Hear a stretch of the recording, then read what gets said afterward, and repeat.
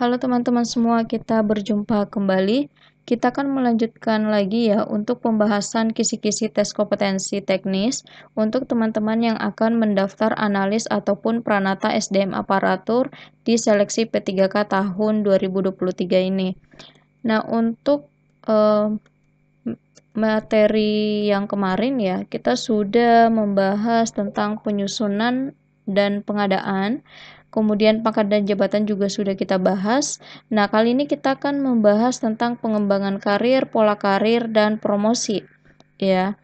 Nah, ini jadi satu materi, teman-teman. Kemudian saya akan bahas tersendiri lagi tentang mutasi. Sebenarnya mutasi juga masuk ke dalam materi ini sih, teman-teman. Cuma karena di tahun kemarin ada di tes CPNS ya, tes CPNS tahun kemarin tuh ada ditanyakan tentang mutasi, maka saya akan membahas tersendiri lagi tentang mutasi ini.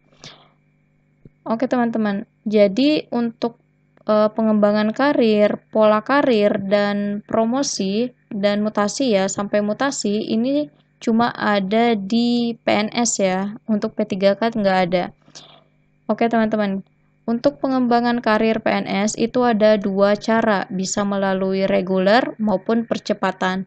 Nah, untuk reguler sendiri itu bisa melalui pola karir horizontal, vertikal, diagonal. Jadi ada 3 pola karir, dan ini sudah saya jelaskan berkali-kali di video-video saya sebelumnya. Nah, untuk pola karir ini bisa melalui mutasi maupun promosi. Ini untuk reguler, kemudian untuk yang percepatan itu ada dua cara, bisa melalui vertikal dan diagonal. Nah, untuk jalurnya sendiri bisa melalui promosi maupun penugasan PNS yang sudah juga saya bahas di video saya latihan P3K ya. Latihan soal P3K itu sudah saya bahas tentang penugasan PNS, di mana PNS itu bisa ditugaskan di dalam instansi pemerintah maupun di luar instansi pemerintah. Oke teman-teman, kita akan bahas satu-satu ya. Untuk yang reguler tadi ada 3 pola karir ya, ada horizontal, vertikal, diagonal. Kita bahas yang horizontal dulu. Jadi horizontal ini teman-teman adalah perpindahan dari satu posisi jabatan ke posisi jabatan lain yang setara. Kata kuncinya di sini, yang setara. Artinya jabatannya itu sama teman-teman, cuma nama jabatannya yang beda tapi jenjang dan pangkatnya itu sama gitu loh. Nah, dan ini dilakukan melalui mutasi ya. Jadi pola horizontal ini dilakukan melalui mutasi baik di dalam satu kelompok maupun antar kelompok. Jadi baik di dalam satu kelompok misalnya JA maupun antar kelompok. Misalnya jabatan administrasi pindah ke jabatan fungsional. Itu namanya antar kelompok, teman-teman. Jadi itu dimungkinkan ya, mau JA pindah ke JF ataupun JF pindah ke JA itu bisa.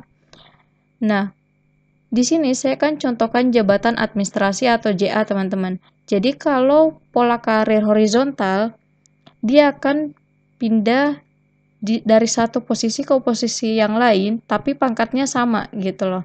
Contohnya di sini untuk satu kelompok, ya, jadi dia pindah dari kepala bidang A menjadi kepala bidang B, sama-sama kepala bidang, jenjangnya sama, pangkatnya sama. Nah, itu namanya pola karir horizontal. Ya, jadi setara teman-teman jabatannya. Nah, kepala bidang ini bisa dikatakan jabatan administrator atau eselon 3. Jadi dia ini satu kelompok sama-sama JA atau jabatan administrasi. Kemudian untuk contoh yang antar kelompok, itu misalnya kepala bidang A itu berpindah jabatan ke JF ahli media. Kepala bidang itu setara dengan jabatan fungsional ahli media, teman-teman. Artinya pangkatnya sama, ya. Pangkatnya sama, jenjangnya sama, cuma jenis jabatannya aja yang beda, gitu ya. Yang satunya jabatan administrasi, jadi kepala bidang ini jabatan administrasi, JF ahli media ini jabatan fungsional. Jadi jabatan administrasi pindah ke jabatan fungsional dengan pangkat yang sama atau setara. Itulah pola karir horizontal, ya. Oke teman-teman, kita lanjut. Kita masuk ke yang vertikal ya. Vertikal. Nah, untuk pola karir yang vertikal itu bisa dilakukan melalui promosi, teman-teman. Jadi, untuk pola karir vertikal ini adalah perpindahan dari satu jabatan ke posisi jabatan lain yang lebih tinggi, ya. Jadi contohnya semisal gini, di dalam jabatan administrasi atau JA, ya, atau JA dari jabatan pelaksana pindah jadi jabatan pengawas. Nah, itu namanya perpindahan jabatan pola karir vertikal. Jadi perpindahan dari satu jabatan ke posisi jabatan lain yang lebih tinggi. Karena pengawas lebih tinggi dari pelaksana, teman-teman. Kalau pelaksana ini setara staf. Kalau pengawas ini setara eselon 4 atau kalau dalam biasanya dalam suatu bidang atau bagian dia ini kepala sub bidang atau sub bagian. Nah, itu dia. Dari pengawas berpindah ke administrator atau eselon 3, ini juga pola karir vertikal. Jadi perpindahan dari jabatan satu ke jabatan yang lain dengan posisi yang lebih tinggi. Dan vertikal ini berbeda dengan horizontal, teman-teman. Kalau vertikal, dia tidak bisa pindah ke kelompok lain, itu tidak bisa. Jadi JA ke JF itu nggak boleh. Ya, jadi di satu kelompoknya aja. Contohnya jabatan administrasi ya di jabatan administrasi aja, jabatan fungsional ya di jabatan fungsional aja, nggak boleh pindah ke kelompok yang lain.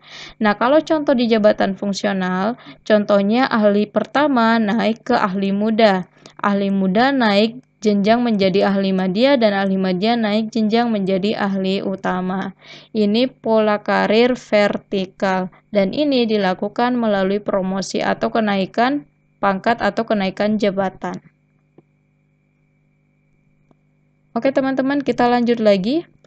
Tadi horizontal sudah, vertikal sudah, sekarang diagonal. Diagonal ini sama dengan vertikal tadi dilakukan melalui promosi atau kenaikan pangkat atau kenaikan jabatan dan berbeda dengan horizontal. Horizontal tadi kan jenjangnya, jabatan atau pangkatnya itu setara. Diagonal ini perpindahan dari satu kelompok ke kelompok lain tapi di jenjang yang lebih tinggi, teman-teman. Ya, di jenjang yang lebih tinggi. Nah, jadi itu untuk perpindahan pola karir diagonal, perpindahan dari satu posisi jabatan lain yang lebih tinggi tidak berdasarkan garis lini di sini ya. Dan ini dilakukan melalui promosi atau mekanisme pengangkatan dalam JF. Oke, jadi untuk diagonal dia ini berpindah dari satu kelompok ke kelompok yang lain, tapi jenjang yang lebih tinggi. Contohnya kita ambil kembali tadi contoh sebelumnya ya, tentang kepala bidang A. Tadi di pola karir horizontal, kepala bidang A ini setara dengan JF ahli madya, ya kan? Nah, kalau di horizontal itu bisa perpindahan dari satu kelompok dan antar kelompok. Kalau diagonal ini hanya antar kelompok, teman-teman. Nah, ya, jadi ini pola karir diagonal. Nah, tadi kepala bidang A setara dengan JF ahli madya. Kalau di pola karir diagonal, maka kepala bidang A menjadi JF ahli utama. Jadi dia naik jenjang, ya teman-teman. Jadi dari kepala bidang A menjadi ahli utama. Jadi ya seperti namanya ya diagonal, bentuknya diagonal gitu. Oke, seperti itu ya teman-teman. Ini untuk pola karir diagonal. Nah, contoh lagi, jabatan pelaksana menjadi JF ahli muda. Jabatan pengawas menjadi JF ahli madya, ya. Nah, itu contoh perpindahan jabatan pola karir diagonal. Nah, di sini teman-teman bisa lihat ya, untuk jabatan administrasi dan jabatan fungsional keahlian, sebenarnya jabatan pelaksana ini setara dengan JF ahli pertama, teman-teman. Jadi JF ahli pertama ini dan jabatan pelaksana setara. Jabatan pengawas itu setara dengan JF ahli muda. Jabatan administrator atau eselon 3 itu setara dengan ahli madya. Ahli utama itu setara dengan JPT. Ya, JPT di sini. Atau jabatan pimpinan tinggi. Nah, kalau di pola karir horizontal, nah nanti kalau misal antar kelompok, berarti jabatan pelaksana harusnya berpindah ke ahli pertama. Itu kalau pola karirnya horizontal. Nah, karena ini pola karirnya diagonal, yang dimana PNS-nya berpindah dari posisi jabatan yang satu ke posisi jabatan lain yang lebih tinggi, maka dari jabatan pelaksana dia langsung jadi ahli muda. Seperti itu teman-teman.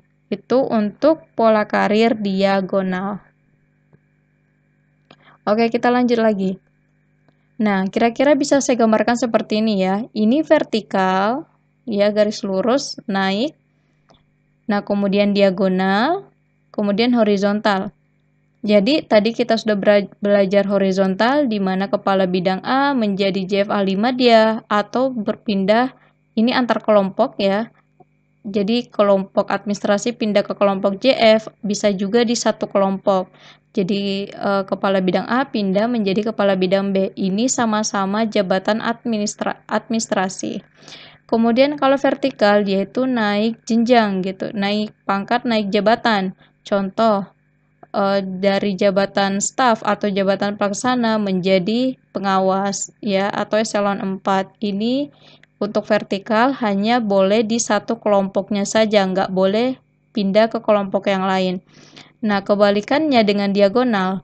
Kalau diagonal itu antar kelompok. Jadi misal kepala bidang A menjadi JF ahli utama. Jadi dia itu berpindah kelompok tapi naik jenjang. Seperti itu, nggak setara. Nggak seperti horizontal ya, yang setara kalau diagonal dia naik. Oke teman-teman, semoga bisa dipahami ya.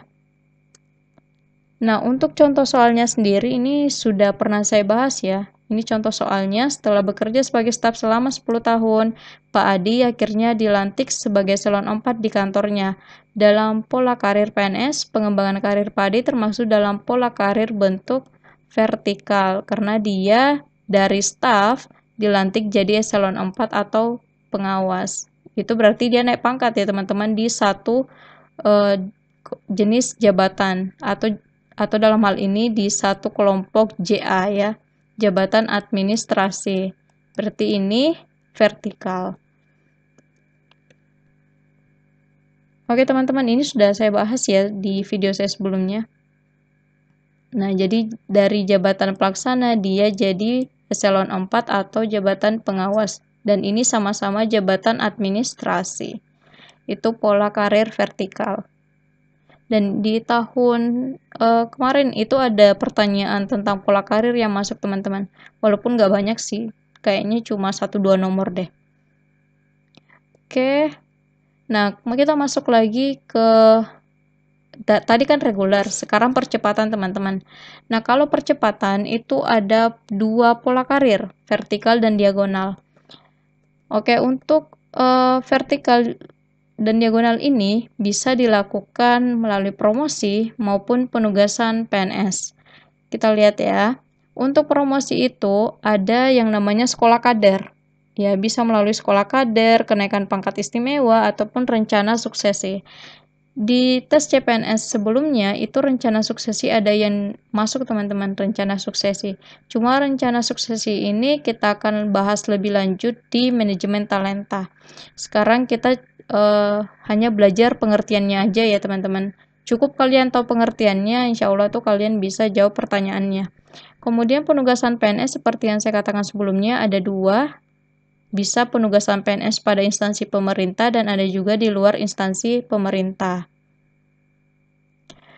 Oke, untuk penugasan PNS, contohnya seperti ini teman-teman. Kita ke poin 1 dulu, ini penugasan dalam instansi pemerintah.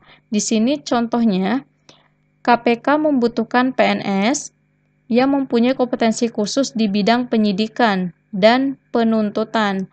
Nah, kompetensi khusus tersebut dimiliki oleh PNS yang bekerja sebagai jaksa. Maka dengan demikian, KPK menyampaikan permintaan penugasan kepada Kejaksaan Agung selaku instansi induk untuk menugaskan jaksanya untuk membantu KPK.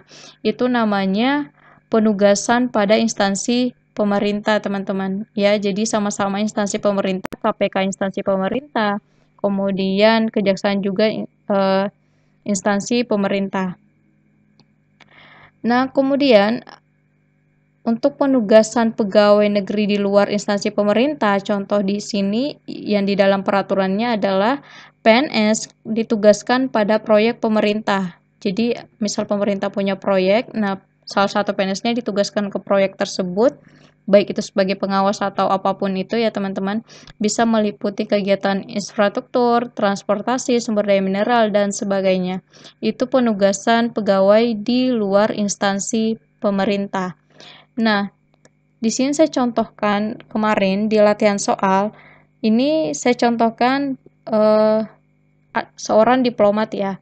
Jadi seorang diplomat yang mendapatkan tugas untuk melakukan diplomasi di World Trade Organization atau Organisasi Perdagangan Dunia. Nah, ini masuk kategori penugasan di luar instansi pemerintah, karena organisasi ini bukanlah milik pemerintah, teman-teman. Seperti itu. Oke, untuk promosi yang sekolah kader, kenaikan pangkat istimewa, dan rencana suksesi, saya hanya akan paparkan pengertiannya saja karena menurut saya ini tidak perlu kalian pelajari terlalu dalam. Cukup kalian pahami pengertiannya, mudah-mudahan kalian bisa menjawab pertanyaan-pertanyaan nanti bagaimanapun abstraknya pertanyaan itu ya nantinya. Oke, untuk sekolah kader, ini adalah suatu sistem pengembangan kompetensi yang bertujuan untuk menyiapkan pejabat administrator melalui jalur percepatan peningkatan jabatan.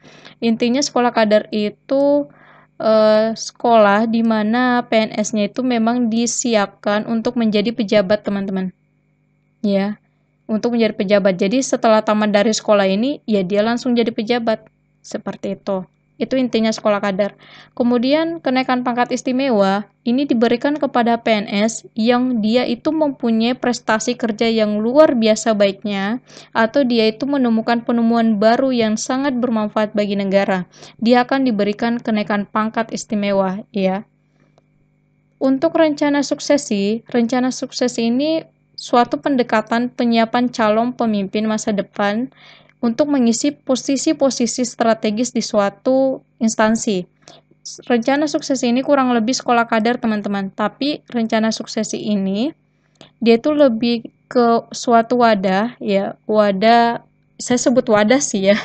Oke, suatu wadah di mana wadah itu berisi PNS-PNS yang mempunyai kompetensi yang bagus, mempunyai skill yang bagus, yang mereka itu ditampung, kemudian dikembangkan kompetensinya, diberikan pengembangan kompetensi untuk dipersiapkan mengisi posisi-posisi strategis di instansi pemerintah, seperti itu. Rencana suksesi ini kita akan pelajari di manajemen talenta, teman-teman. Ini berkaitan soalnya dengan manajemen talenta. Oke, saya kira itu ya teman-teman. Sampai sini dulu, nanti videonya saya akan bagi dua ya. Nanti kita akan bahas soal mutasi. Nah, tapi di video pertama ini saya bahas dulu sampai sini. Oke teman-teman, mohon maaf ya jika saya ada salah-salah kata. Terima kasih. Semoga video saya bermanfaat untuk kalian semua. Sampai jumpa di video selanjutnya.